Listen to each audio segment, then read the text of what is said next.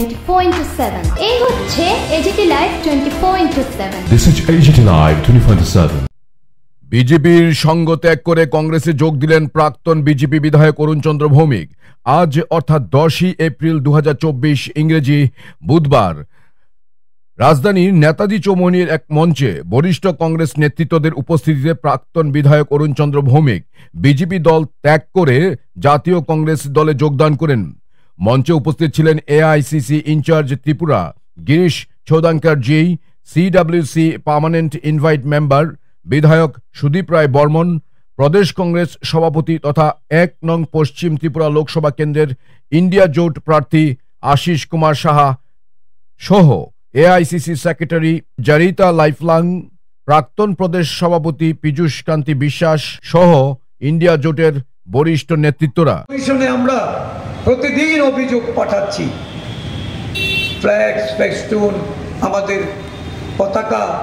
সেগুলি ছিঁড়ে ফেলা হচ্ছে, তুলে ফেলা হচ্ছে, আর অপরদিকে অর্থ বলে বলিয়ান হয়ে দেশের গরিব মানুষের অর্থ যারা ওই ইলেকট্রাল বন্ডের মাধ্যমে যারা দেশের কালোবাজারিদের দেশের বিভিন্ন কর্পোরেটদের সুবিধা পাইয়ে দিয়ে তাদের নিয়ন্ত্রণে একটা সরকার পরিচালনা করার জন্য তাদের কাছ থেকে যে অর্থ তারা কালেকশন করে নিয়েছেন, এই 1000 কোটি টাকার একটা অনৈতিক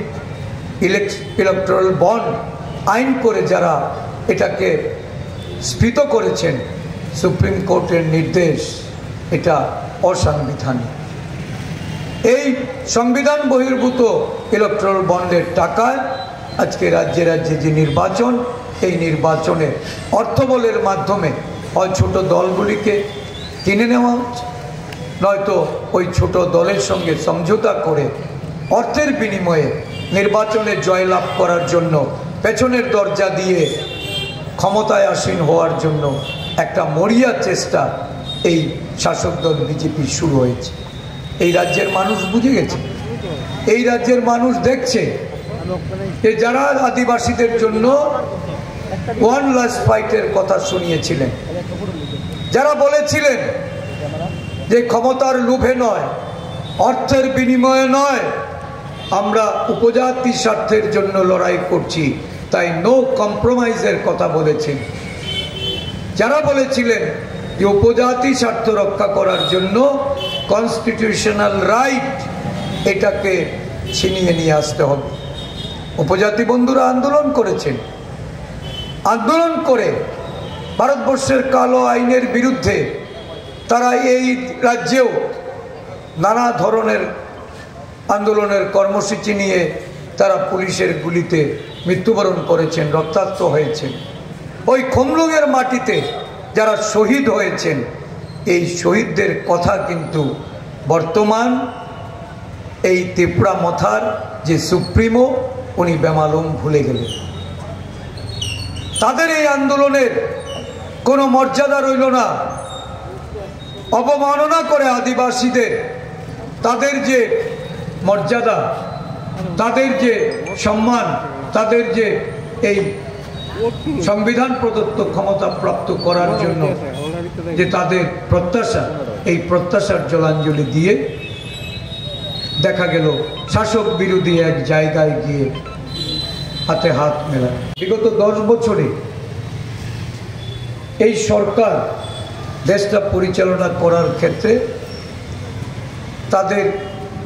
আরএসএস প্রদত্ত বিশেষ কিছু দৃষ্টিভঙ্গি,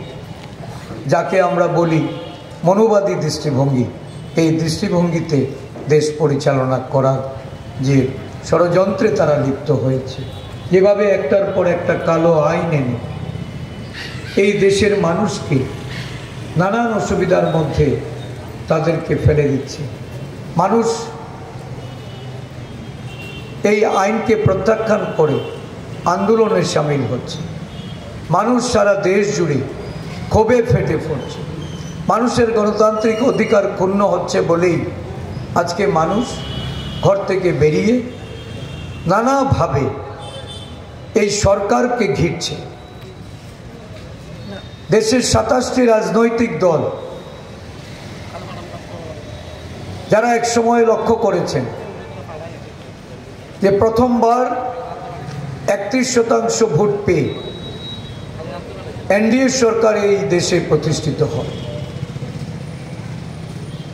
69% মানুষ এই সরকারকে ভোট দেয়নি। সংখ্যালঘিষ্ঠ মানুষের সমর্থন নিয়ে কেন্দ্রে ক্ষমতাসীন হয়ে একের পর এক যখন প্রতিশ্রুতি খেলাপ করে এই দেশের অভ্যন্তরে জাতিগত, সম্প্রদায়গত, ধর্মগত বিভিন্ন বিচ্ছেদের মাধ্যমে এই দেশের অভ্যন্তরে একটা সংহতির যে বাতাবরণ ছিল এটাকে ধ্বংস করার যে প্রক্রিয়া শুরু করেছে, মানুষ এই সরকারের প্রতি একটা পরিস্থিতিতে তারা তাদের যে মতদান বা তাদের যে সংখ্যাগরিষ্ঠ মানুষের যে সিদ্ধান্ত, এই সিদ্ধান্ত যখন অবনীত হয় তখন 2019 সালের লোকসভা নির্বাচনের আগে তারা বুঝতে পেরে, বাবু বলেছেন, আমার মতো ঘটনা ঘটিয়ে দেশের উন্নয়নকে মানুষের দৃষ্টির আড়ালে নিয়ে একটা রাষ্ট্রবাদী স্লোগান তুলে দেশপ্রেমের কথা বলে দেশের এই শহীদ জওয়ানদের, যাদের রক্তের উপর রাজনীতির খেলা যারা সেই দিন 2019 সালের আগে যারা এই দেশে নামিয়ে নিয়েছিল, যারা সেই শহীদদের অবমাননা করেছে, যারা এই দেশপ্রেমের যারা জিগির তুলেছিলেন, আমাদের দেশের